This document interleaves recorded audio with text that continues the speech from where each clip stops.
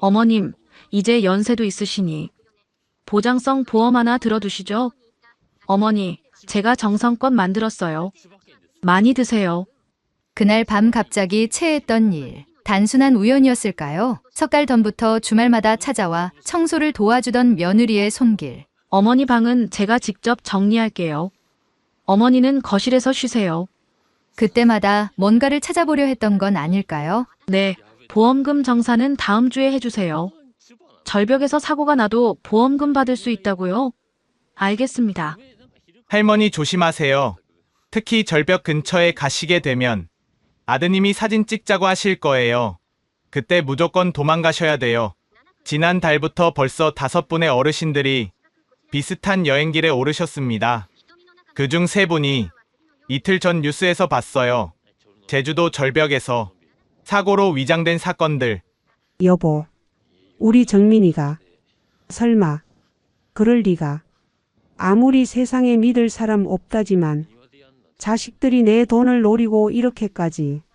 오늘 사연은 70대 어머니가 아들 며느리와 효도 관광 중 우연히 한 청년이 아들 내외의 검은 속내를 알려주고 도망가라고 알려준 이야기입니다. 본격적인 사연 소개에 앞서 구독과 좋아요, 알림 설정까지 부탁드립니다. 그럼 본격적인 사연 소개를 시작하겠습니다. 안녕하세요. 저는 인천시 부평구에 사는 70세 김순자입니다. 남편과 사별한 지 어느덧 10년이 되어갑니다. 지금도 가끔 새벽에 눈을 뜨면 옆자리가 허전해 베개를 더듬곤 하는데 그럴 때면 창밖으로 스며드는 여명이 제 마음을 다독여주곤 합니다. 아들 정민이는 대기업 임원으로 일하느라 늘 바쁩니다. 어릴 적 그 앙탈쟁이가 이제는 어엿한 가장이 되어 직원들을 이끄는 모습을 보면 가슴 한켠이 뭉클해집니다. 며느리 혜영이는 인천의 한 중학교에서 영어를 가르치고 있어요. 바쁜 와중에도 주말이면 손수 만든 반찬을 들고 와서는 어머니, 이번엔 제가 자신 있게 만든 거예요.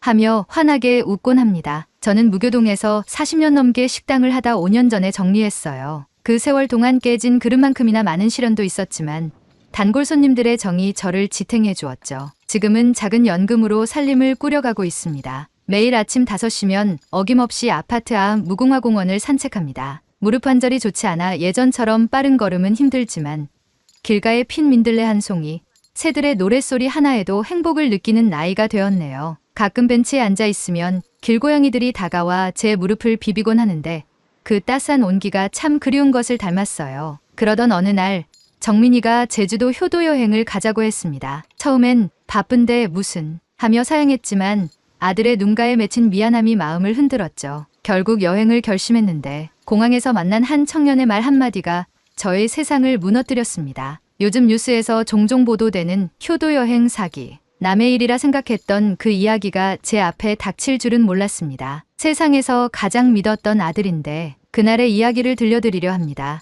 2024년 4월의 어느 아침, 창밖으로 봄비가 보슬보슬 내리고 있었습니다. 오랜만에 꺼내본 캐리어를 정리하는 제 손끝이 설렘으로 미세하게 떨렸어요. 비록 낡은 캐리어지만 20년 전 남편과 함께 마지막으로 여행 갔을 때 썼던 것이라 버릴 수가 없었거든요. 어머니, 짐 다 챙기셨어요? 현관 벨소리와 함께 들려온 며느리 혜영이의 다정한 목소리에 저도 모르게 입가에 미소가 번졌습니다. 어머, 둘 다 이렇게 이른 시간에 왔구나.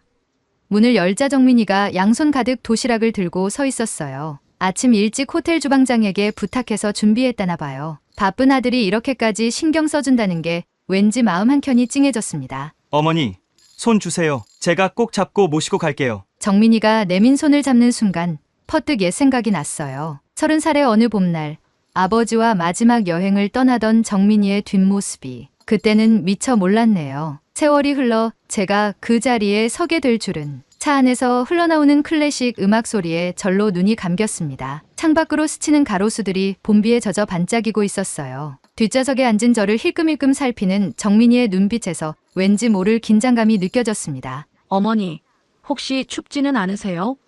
담요 한 번 더 덮어드릴까요? 조수석에 앉은 혜영이가 자꾸 뒤를 돌아보며 걱정스레 물었어요. 평소엔 맞벌이 부부라 바빠서 이렇게 세세히 챙겨주지 못했는데 오늘따라 유난히 다정한 게 마음에 와닿았습니다. 인천공항으로 향하는 고속도로, 창밖으로 스치는 풍경을 보며 문득 생각했어요. 여보, 나한테 이런 날도 다 있네요. 우리 아들 참 잘 키웠죠. 차 안에는 잔잔한 봄비 소리와 함께 따스한 침묵이 흘렀습니다. 세 사람의 마음속엔 저마다 다른 이야기가 담겨 있었겠지만 그 순간만큼은 모두가 행복했던 것 같아요. 아직은 몰랐죠. 곧 이 평화로운 순간이 깨어질 거라는 걸. 어머니, 휠체어 서비스 신청해뒀으니까 여기서 잠깐만 기다리실게요. 정민이의 말이 채 끝나기도 전에 한 청년이 휠체어를 끌고 다가왔습니다. 25 정도로 보이는 청년의 얼굴엔 잔잔한 미소가 맺혀 있었어요. 안녕하세요, 어르신. 제가 모시고 가겠습니다. 청년의 목소리에는 왠지 모를 떨림이 있었어요. 그의 이름표에는 김현우라고 적혀 있었죠. 정민이와 혜영이는 체크인 수속을 하러 멀어졌고 저는 청년이 미는 휠체어에 몸을 맡긴 채 대합실 한켠으로 향했습니다. 창밖으로는 여전히 보슬비가 내리고 있었어요. 어르신, 문득 청년의 떨리는 목소리가 들렸습니다. 고개를 돌려보니 그의 눈가에 옅은 물기가 맺혀 있었어요. 어르신, 죄송합니다. 하지만 꼭 말씀드려야 할 것 같아서요. 청년의 손이 휠체어 손잡이를 꽉 움켜쥐었다가 놓기를 반복했어요. 그러더니 조심스럽게 제 귓가에 속삭였습니다. 어르신, 아들 내외분을 절대 믿으시면 안 됩니다. 지금이라도 도망가세요. 순간 등줄기로 한기가 스쳤습니다. 청년은 떨리는 손으로 쪽지 하나를 제 손바닥에 살며시 쥐어주었어요. 이건 제가 우연히 듣게 된 대화입니다. 어르신의 통장, 보험금, 그리고 청년의 목소리가 점점 작아졌어요. 멀리서 정민이의 목소리가 들렸습니다. 어머니, 수속 다 했어요. 청년은 마지막으로 한마디를 덧붙였어요. 조심하세요, 어르신. 이번 주에만 벌써 3분이 쪽지를 움켜쥔 제 손이 떨렸습니다. 평생 한 번도 의심해 본 적 없는 아들을 향한 불신이 제 마음속에 깊은 그림자를 들이우기 시작했어요. 창밖의 보슬비는 어느새 거세게 내리고 있었습니다. 정민이가 다가오자 청년은 마치 아무 일도 없었다는 듯 밝은 목소리로 말했어요. 체크인 수속 완료되셨나요? 그럼 이쪽으로 모시겠습니다. 휠체어가 다시 움직이기 시작했지만 제 마음속은 이미 거센 파도가 일고 있었습니다. 주머니 속 쪽지가 갑자기 천근의 무게로 느껴졌어요. 출국장으로 향하는 동안 제 마음속은 폭풍우가 몰아치고 있었습니다. 평생을 함께한 아들의 뒷모습이 이렇게 낯설게 느껴진 적은 처음이었어요. 정민이가 제 캐리어를 끌며 앞서 걸어갈 때 문득 30년 전 어느 봄날이 떠올랐습니다. 초등학교 입학식 날 똑같이 저와 비슷한 걸음걸이를 유지하며 앞서 걷던 어린 정민이. 그때는 아들이 너무 빨리 걸을까봐 조마조마했는데 지금은 제가 뒤처질까봐 아들이 걸음을 늦추고 있네요. 어머니, 목마르시지 않으세요? 물 한 잔 더 드릴까요? 며느리 혜영이의 다정한 목소리가 들려왔습니다. 평소라면 따스하게 느껴졌을 그 목소리가 오늘따라 왜 이리 날카롭게 귓가를 스치는 걸까요? 주머니 속 쪽지가 제 손바닥을 파고드는 것만 같았어요. 저도 모르게 정민이의 표정을 살폈습니다. 평소와 다름없는 모습인데, 아니, 어쩌면 평소보다 더 다정한 것 같기도 해요. 그런데 왜 이렇게 가슴이 먹먹해지는 걸까요? 화장실에 들러 떨리는 손으로 쪽지를 펼쳐보았습니다. 어르신, 오늘 아침 아들 내외분이 보험사와 통화하는 걸 들었습니다. 제주도 절벽 근처에서 더 이상 읽을 수가 없었어요. 거울 속에 비친 제 얼굴이 낯설게 느껴졌습니다. 주름진 눈가에 맺힌 눈물이 참 서럽게도 빛나고 있었어요. 목걸이 속에 숨겨둔 남편의 사진을 꺼내 보았습니다. 당신, 우리 정민이가 설마 말을 잇지 못하고 큰 느낌이 터져 나왔어요. 화장실에서 나오자 정민이가 걱정스러운 얼굴로 다가왔습니다. 어머니, 괜찮으세요? 얼굴이 안 좋아 보이는데. 그 따스한 목소리, 익숙한 손길. 이 모든 게 거짓일 리 없는데 하지만 이제는 아들의 눈을 똑바로 볼 수가 없었어요. 탑승 게이트로 향하는 동안 제 마음속에선 수많은 기억들이 파도처럼 밀려왔다 사라졌습니다. 정민이의 첫걸음마, 첫 운동회, 대학 졸업식. 그 모든 순간들이 조각난 거울처럼 흩어져 내렸어요. 비행기 티켓을 받아드는 제 손이 떨렸습니다. 창밖으로 보이는 하늘은 여전히 흐렸고 보슬비는 계속해서 내리고 있었어요. 마치 제 마음속처럼. 비행기 탑승 시간까지 아직 1시간이 남아 있었습니다. 저는 화장실에 다시 들어가 그 청년이 건넨 쪽지를 떨리는 손으로 펼쳤어요. 주름진 종이 위로 제 눈물이 한 방울, 두 방울 떨어졌습니다. 어르신, 제가 공항에서 근무한 지 이제 3개월이 되어 갑니다. 처음엔 휠체어를 밀어드리는 게 그저 일상적인 업무였어요. 하지만 지난달부터 이상한 일들이 많이 생겼어요. 지난주 목요일 강원도에서 올라오신 할머님이 계셨어요. 그분도 아들 내외와 제주도 여행을 가신다고 하셨죠. 할머님 손에 들린 가방에서 보험 계약서가 살짝 보였는데 아들분이 다급히 그걸 가방 안으로 집어넣더군요. 그리고 어제는 청주에서 오신 할아버님이 계셨어요. 화장실 앞에서 며느님이 통화하는 걸 우연히 들었습니다. 네, 보험금 정산은 다음 주에 해주세요. 사고로 위장하면 된다고요? 절벽 근처에서. 어르신, 그리고 오늘 아침 제가 일찍 출근했을 때 어르신의 아들 내외분이 보험사와 통화하고 계셨어요. 제주도 성산 일출봉 근처 절벽에 대해 물어보시더군요. 그리고 어르신 명의로 된 새 보험이 지난달부터 벌써 5분의 어르신들이 비슷한 여행길에 오르셨습니다. 그중 3분이 이틀 전 뉴스에서 봤어요. 제주도 절벽에서 사고로 위장된. 쪽지의 끝부분은 눈물 자국으로 번져 있었어요. 청년의 떨리는 손글씨 위로 까맣게 지워진 몇 줄의 글자가 제 가슴을 파고들었습니다. 화장실 거울 속에 제 모습이 처연하게 비쳤어요. 목걸이 속 남편의 사진을 꺼내 보았습니다. 여보, 우리 정민이가 설마 그럴 리가. 세상이 빙글빙글 돌았어요. 귓가에서는 청년의 말이 계속 울렸습니다. 조심하세요. 특히 절벽 근처에 가시게 되면 아드님이 사진 찍자고 하실 거예요. 그때 무조건 도망치세요. 주머니 속 비행기 티켓이 쓰라린 무게로 느껴졌습니다. 창밖으로는 여전히 보슬비가 내리고 있었어요. 마치 하늘도 제 마음을 아는지 조용히 울고 있는 것만 같았습니다. 비행기에 오른 후 창가에 앉아 구름을 바라보며 마음이 점점 무거워졌습니다. 옆자리에서 정민이가 건넨 담요를 무릎에 덮으며 문득 20년 전 정민이가 열이 펄펄 나던 그날이 떠올랐네요. 어머니, 추우세요? 정민이의 걱정스러운 목소리가 들려왔습니다. 그 목소리, 어릴 적 열이 나서 끙끙 앓을 때도 이렇게 나지막했었죠. 그때는 제가 이마에 손을 얹고 밤새 지켜보았는데 지금은 아들이 저를 살피고 있네요. 비행기가 이륙하면서 귓가가 멍해졌습니다. 멍한 것은 귓가뿐만이 아니었어요. 평생 한 번도 의심해보지 않은 아들을 향한 불신이 마치 차오르는 구름처럼 제 마음을 서서히 잠식해갔습니다. 비행기 창으로 보이는 하늘은 맑았지만 제 마음속은 검은 구름이 가득했어요. 정민이가 건네는 물 한 모금, 간식 하나에도 의심이 피어났습니다. 목마른데도 물을 마시지 못하고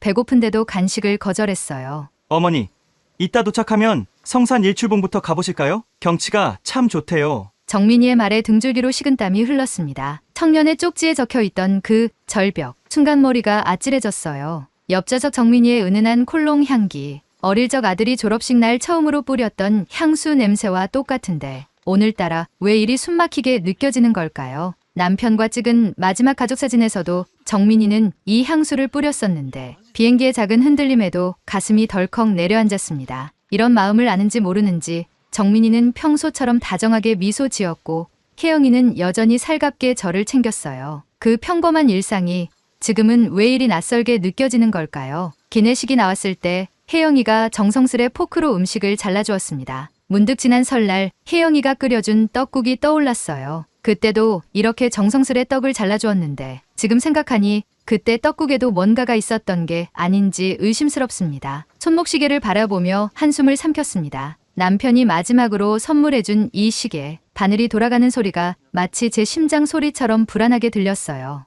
이제 앞으로 1시간, 그리고 제주도에 도착하면 나는 어떻게 되는 건가요? 창밖으로 구름이 흘러갔습니다. 마치 제 마음속 평화로운 날들이 흘러가는 것처럼 마음이 너무 불안해집니다. 비행기 안에서 과거의 기억들이 물결처럼 밀려왔습니다. 마치 오래된 필름을 거꾸로 재생하는 것처럼 지난날의 장면들이 새로운 의미로 다가왔어요. 한 달 전 정민이가 갑자기 찾아와 반찬통을 정리해주던 날이 떠올랐습니다. 어머니, 이제 유통기한 지난 반찬은 모두 버리시고 새로 해드릴게요. 그때는 그저 효심 깊은 아들의 마음으로만 여겼는데 혹시 그날 내가 먹는 음식을 통제하려 했던 건 아닐까. 지난 주말 혜영이가 가져다준 영양제도 마음에 걸렸어요. 어머니, 요즘 건강식품이 참 좋아졌어요. 이거 드시면 정말 좋대요. 분홍빛 알약을 건네며 지어 보이던 며느리의 미소가 지금 생각하니 왠지 서늘하게 느껴졌습니다. 일주일 전 정민이가 보험 설계사를 데려왔던 날도 떠올랐어요. 어머님, 이제 연세도 있으시니 보장성 보험 하나 들어두시죠. 아들의 권유로 서명했던 계약서. 그때 본 보장 내용에 상해와 사고라는 글자가 유난히 크게 적혀 있었던 것 같아요. 작년 추석 처음으로 며느리가 직접 빚은 송편. 어머니, 제가 정성껏 만들었어요. 많이 드세요. 그날 밤 갑자기 체했던 일. 단순한 우연이었을까요? 석 달 전부터 주말마다 찾아와 청소를 도와주던 며느리의 손길. 어머니 방은 제가 직접 정리할게요. 어머니는 거실에서 쉬세요.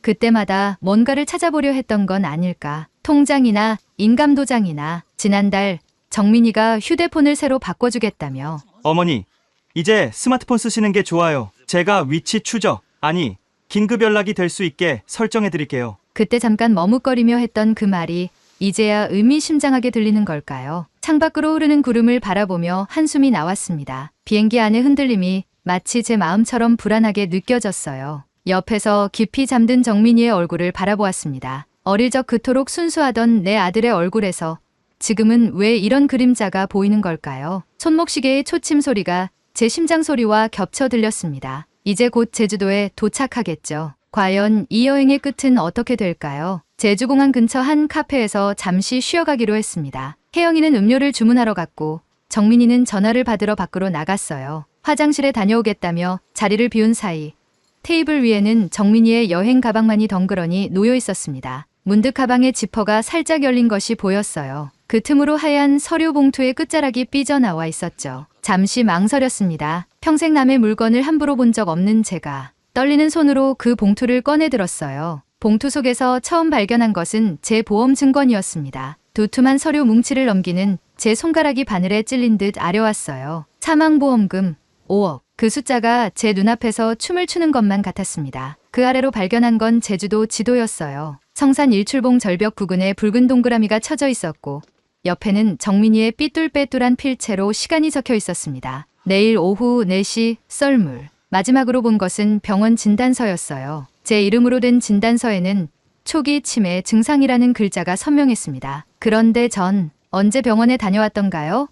기억에 없는 진단서를 보는 순간 온몸에 한기가 돌았습니다. 카페 창밖으로 정민이가 전화를 마치고 돌아오는 모습이 보였어요. 허둥지둥 서류들을 다시 봉투에 넣으려는 순간 한 장의 사진이 바닥에 떨어졌습니다. 주워든 사진 속에는 웃고 있는 정민이와 혜영이, 그리고 그들 뒤로 보이는 성산 일출봉 절벽이. 어머니, 화장실은 다녀오셨어요? 정민이의 목소리에 급히 서류를 제자리에 넣었습니다. 봉투를 넣는 제 손이 떨려 지퍼를 제대로 잠그지도 못했어요. 그래.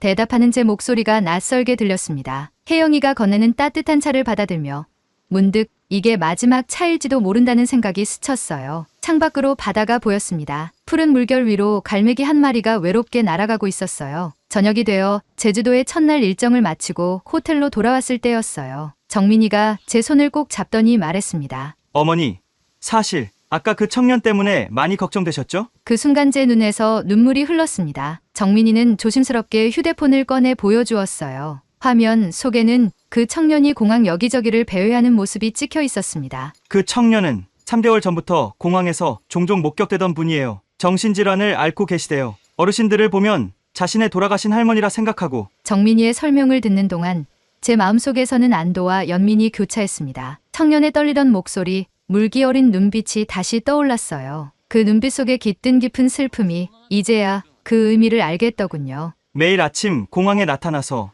홀로 여행 가시는 어르신들께 같은 이야기를 전하신대요. 자신의 할머니가 효도 여행을 가셨다가 돌아가셨다면서. 창밖으로 보이는 제주의 밤하늘에 별들이 깊이 박혀 있었습니다. 청년의 아픔이 저 별들처럼 깊이 박혀 있었겠지요. 할머니를 잃은 슬픔이 다른 어르신들을 향한 걱정으로 표현된 거예요. 정민이가 건넨 휴대폰 속 기사를 보았습니다. 공항 내 정신질환자 출연, 경찰 신변 보호 조치. 기사 속 청년의 모습이 왠지 더욱 쓸쓸해 보였어요. 어머니, 제가 아침에 말씀드리려 했는데 그만. 정민이의 목소리가 떨렸습니다. 그제야 제가 얼마나 큰 오해를 했는지 깨달았습니다. 아들의 다정한 걱정을, 며느리의 따뜻한 배려를 모두 의심의 눈으로 바라보았던 제 자신이 부끄러워졌어요. 밤하늘의 별들이 깊어져 갔습니다. 어디선가 들려오는 파도 소리가 마치 청년의 아픔을 달래주는 자장가 같았어요. 그의 할머니도 저 별들 사이에서 그를 걱정스레 내려다보고 계시겠지요. 어머니, 눈 좀 감아주시겠어요? 정민이의 목소리가 떨립니다. 새벽에 일어나 호텔 창가에 앉아있던 제게